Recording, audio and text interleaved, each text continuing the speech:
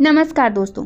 चार धाम यात्रा की शुरुआत की खबर तो बहुत पहले ही सामने आ चुकी है और अब आए दिनों चार धाम यात्रा से जुड़ी कोई ना कोई न्यूज़ भी सामने आती रहती है। ऐसे में अगर आप भी इस साल अकेले या फिर किसी के साथ चार धाम यात्रा पर जाने का प्लान बना रहे हैं तो दोस्तों कुछ बेसिक चीज़ों की जानकारी आपको ज़रूर होनी चाहिए ताकि आगे चलकर आपको सडनली किसी चीज़ के लिए जल्दबाजी ना करनी पड़े। सबसे पहले तो सोच समझ के अपनी यात्रा की एक तारीख चुनिए और उस हिसाब से अपना और जिन लोगों के साथ आपको यात्रा पर जाना है उनका रजिस्ट्रेशन कराइए। अगर आप ग्रुप में यात्रा कर रहे हैं तो आपको हर मेंबर का अलग रजिस्ट्रेशन कराना होता है। तो चलिए, रजिस्ट्रेशन तो आपने करा लिया, लेकिन दोस्तों चार धाम यात्रा पर जाने से पहले आपका हेल्थ चेकअप भी बहुत ज़रूरी है। ऐसा बिल्कुल नहीं है कि आप अगर एजेड हैं तभी आपका चेकअप होना है, चाहे आप किसी भी एज के हों। अगर चार धाम यात्रा पर आप जा रहे हैं तो उसके पहले आपको अपना हेल्थ चेकअप ज़रूर कराना होता है।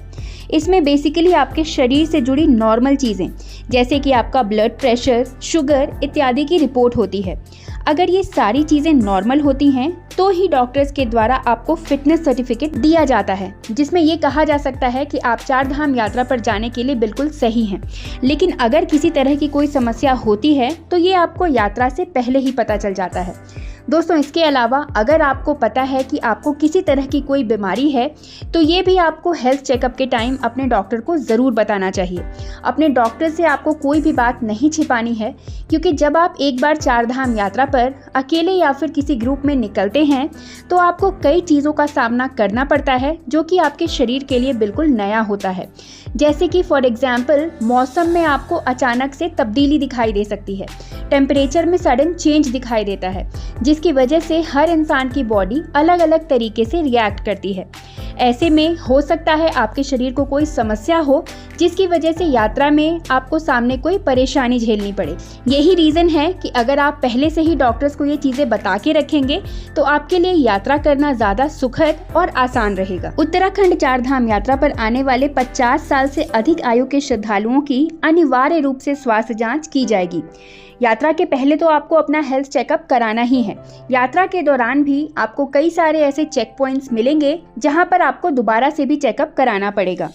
उन्हें सरल और सुगमता के साथ यात्रा करने के लिए आवश्यक मेडिकल सहायता भी दी जाएगी। इसके लिए सरकार चार धाम यात्रा पर 20 मेडिकल रिलीफ पोस्ट यानी कि MRP और 31 स्वास्थ्य जांच केंद्र बनाने जा रही है। इन केंद्रों में श्रद्धालुओं को उच्च पर्वतीय क्षेत्रों यानी कि हाई एल्टीट्यूड वाले क्षेत्रों में होने वाले स्वास्थ्य संबंधी समस्याओं की जाँच की जाएगी, साथ ही उपचार भी दिया जाएगा। कोशिश की जा रही है कि यात्रा के हरिद्वार, ऋषिकेश, श्रीनगर, रुद्रप्रयाग आदि मुख्य पड़ाव में ही 50 वर्ष और उससे अधिक आयु के श्रद्धालुओं की जांच कर ली जाए। बीते वर्ष 2024 में यात्रियों के बीमार होने के 34,000 से ज़्यादा मामले सामने आए थे। ये ज़्यादातर मेडिकल इमरजेंसी के केस थे। उनमें से 1011 मरीजों को एम्बुलेंस और 90 मरीजों को हेलीकॉप्टर से रेस्क्यू करना पड़ा था। इसे देखते हुए इस साल स्वास्थ्य मित्रों यानी कि फर्स्ट मेडिकल रिस्पॉन्डर की संख्या बढ़ाई जा रही है ताकि यात्रा के दौरान श्रद्धालुओं को तत्काल चिकित्सा सहायता मिल सके। तो दोस्तों ये इनिशिएटिव्स प्रशासन की तरफ से ली जा रही हैं। इसके अलावा थोड़ी बहुत एक्सपेक्टेशन श्रद्धालुओं की ओर से भी है। आपको यात्रा शुरू करने से पहले अपने हेल्थ के बारे में जानकारी ज़रूर होनी चाहिए। चार धाम यात्रा पर आप तभी जाएं जब आप मेडिकली पूरी तरह से फिट हों। राज्य के सभी धाम और मंदिर काफ़ी ऊंचाई वाले क्षेत्रों में स्थित हैं। ऑक्सीजन की कमी और दुर्गम भौगोलिक हालात का मुकाबला करने के लिए शारीरिक क्षमता मजबूत होना बहुत ज़रूरी है। उत्तराखंड के चार धाम की यात्रा पर जाने वाले तीर्थ यात्रियों की सुविधा के लिए यात्रा शुरू करने से पहले उनकी स्वास्थ्य की बारीकी से जांच की जाएगी। यात्रा को सरल और सुगम बनाने के लिए स्वास्थ्य विभाग यात्रियों की सहायता करेगा। यात्रा से पहले ही हाई रिस्क तीर्थ यात्रियों की पहचान होने से यात्रा के दौरान किसी भी असुविधा से बचने के लिए उन्हें चिकित्सकीय सहायता देना आसान हो जाएगा। केदारनाथ और बद्रीनाथ धाम में 2 नए अस्पताल खोले जा रहे हैं। केदारनाथ धाम में 17 बेड और बद्रीनाथ धाम में 45 बेड के अस्पताल बनाए जा रहे हैं। यात्रियों को तत्काल चिकित्सकीय सुविधा देने के लिए 25 विशेषज्ञ डॉक्टर भी तैनात रहेंगे। इसके साथ ही यात्रा मार्ग पर 154 एम्बुलेंस तैनात होगा। इसमें 17 एडवांस लाइफ सपोर्ट एम्बुलेंस भी शामिल हैं। चार धाम यात्रा में आने वाले श्रद्धालुओं की सुगम यात्रा के लिए स्वास्थ्य विभाग ने भी कमर कस ली है। बद्रीनाथ, केदारनाथ और गंगोत्री यमुनोत्री में 47 विशेषज्ञ चिकित्सकों की ड्यूटी लगाई गई है। विभिन्न चिकित्सा इकाइयों के यह चिकित्सक रोटेशन पर चार धाम ड्यूटी करेंगे। 23 हड्डी रोग विशेषज्ञ और 5 श्वास रोग विशेषज्ञ शामिल हैं। चार धाम ड्यूटी पर तैनात चिकित्सकों को किसी भी प्रकार का अवकाश नहीं दिया जाएगा। दोस्तों, इसके अलावा केदारनाथ, बद्रीनाथ, गंगोत्री, उत्तराखंड चार धाम यात्रा पंजीकरण पर एक नया अपडेट भी सामने आया है। उत्तराखंड चार धाम यात्रा पर जाने वाले तीर्थयात्रियों का रजिस्ट्रेशन इस बार आधार कार्ड से लिंक किया जाएगा। आधार कार्ड से जुड़ी औपचारिकताएं पूरी होते ही यात्रा पंजीकरण शुरू कर दिए गए हैं। पर्यटन विभाग के अनुसार मंजूरी का इंतजार किया जा रहा था। प्रक्रिया पूरी होते ही पंजीकरण को शुरू कर दिया गया। चारधाम यात्रा की घोषणा होने के साथ ही धामों के कपाट खुलने का दिन भी तय हो चुका है। यमुनोत्री और गंगोत्री धाम के कपाट खुलने का समय अक्षय तृतीया के पावन अवसर पर है। चारधाम यात्रा में भीड़ प्रबंधन के लिए इस बार यात्रा मार्गों पर 10,000 श्रद्धालुओं के ठहरने व खाने की व्यवस्था की जाएगी। इसके लिए यात्रा के प्रवेश द्वार हरिद्वार, ऋषिकेश के अलावा विकासनगर, श्रीनगर, बड़कोट में यात्रा पड़ाव की रणनीति बनाई जा रही है, जिससे चार धाम यात्रा में क्षमता से अधिक भीड़ बढ़ने पर श्रद्धालुओं को यात्रा पड़ाव में रोका जा सके।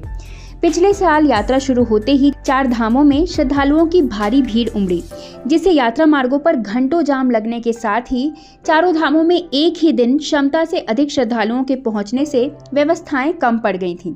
इस चुनौती से निपटने के लिए प्रदेश सरकार इस बार भीड़ प्रबंधन की रणनीति तैयार कर रही है। हरिद्वार, ऋषिकेश, विकासनगर, श्रीनगर और बड़कोट में लगभग 10,000 तीर्थयात्रियों के ठहरने और खाने की व्यवस्था के लिए जिलाधिकारियों के साथ ही पुलिस प्रशासन, लोक निर्माण विभाग, परिवहन विभाग को समन्वय बनाते हुए भीड़ प्रबंधन के लिए यात्रा पड़ाव चिन्हित करने के निर्देश दिए जा चुके हैं। पिछले साल चारधाम यात्रा में 46 लाख से अधिक श्रद्धालु पहुंचे थे और श्रद्धालुओं ने केदारनाथ, बद्रीनाथ, गंगोत्री व यमुनोत्री धाम में दर्शन किए थे।